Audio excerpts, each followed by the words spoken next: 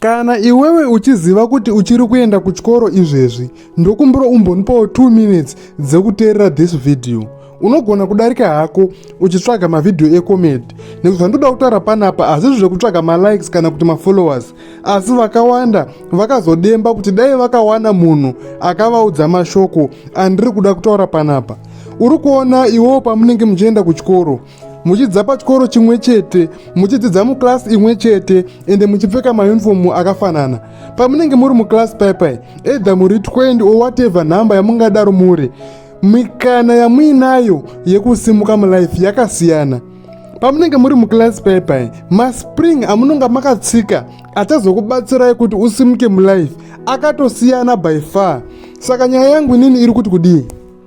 Kune munhu wekuti either haasi kuita serious nechikoro, chero akanyafoira, chero akanyaita zvemabhebhi, family yake yakarongeka zvekuti munhu iyeye havamushayire zvekuita. Munhu iye anenge atori neadvantage yaanenge atori nayo kare yaunenge usina iwewe. Saka pane nyaya yangu ndepekuti kana uchienda kuchikoro usabvuma kufurirwa zvinhu zvinozoipa impact yakakura palife yako kana uchinge wapedza chikoro. Nekuti mumwe munhu anogona kukufurira asi maadvantages ainawo akasiyana nemaadvantages aunenge uinawo iwewe. Saka unofanira kuziva nhama yako, kwawakabva nekwauri kuenda.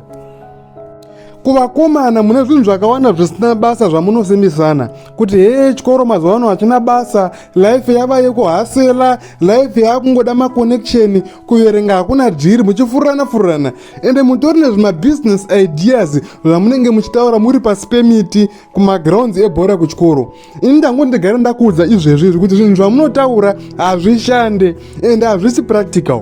Muchitozvitauraka zvinoita kunga zvinoshanda. After 5 years wapedza chikoro unenge watoone mari yakawanda. Chandotogara ndangokuudza kuti vanhu vaunoona vachisunda zvingoro mumastreets vachiita mabasa anonyadzisa kana kuti vanotsvaira marodzi vaivai, vanga vasina madreams iwawo vari kuchikoro, asi life yange ikavagadzirira zvinhu zvitori totally different. Saka iwo usabvuma kufurirwa nevanhu vaunenge uinawo kuchikoro, nenhau yekuti vamweni vacho vatori nebackup yavatori nawo kudhara yaunogona kunga usina iwewe.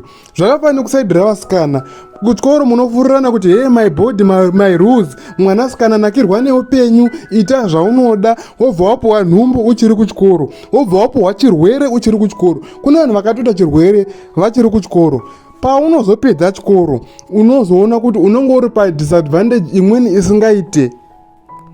Pane chinhu 1 chandiroda kukukumbira kuti ukaona mukana uite chinhu ichocho kuti uone kuti nyaya yandiri kutaura panapa iri serious sei. Bvunza munhu aane 5 or 10 years apedza chikoro, anokuudza kuti musi wamunonyora exam rekupedzisira either re-O level kana kuti re-A level, pane vanhu vaunogumisira kuonana navo muupenyu that day.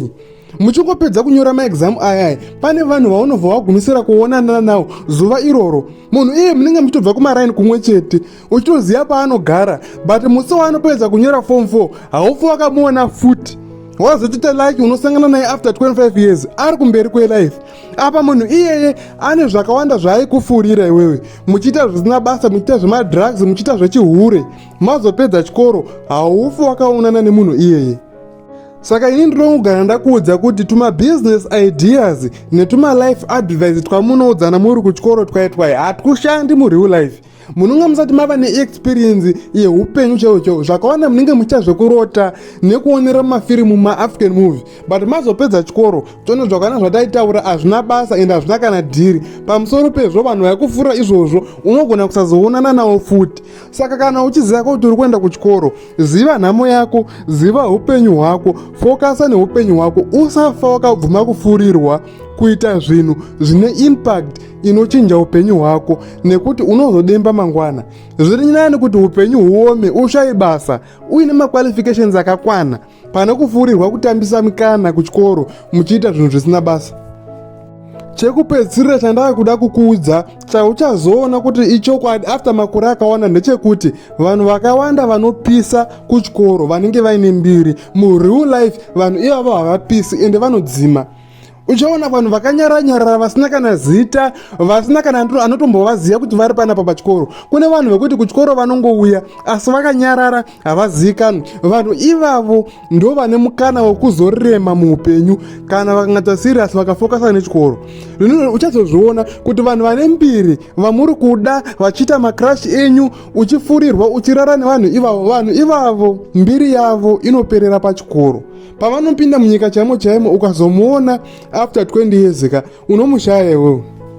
Saka ini ndangokuudza asi sarudzo ndeyako kuti influence yekuchikoro inoperera kuchikoro, mbiri dzekuchikoro dzinoperera kuchikoro, tuma business idea netuma life advice twekuchikoro mureal life twakaona twacho hatoshandi. Ende zvinhu izvozvo unozodemba uchizviudzwa zvinoita kunge zvine musoro, asi wava muupenyu chaimo wakura wava matured uchaona kuti maiudzwa rubbish ende waiterera rubbish dzisina kana basa. Saka gara wazvisarudzira, asi ndangokuudza kuti focus nelife yako, usateerera tumasasi tunotaurwa nevanhu vaunodzidza navo, ende usachiva mbiri yepachikoro nekuti inoperera ipapo. Mureal life hamuna izvozvo.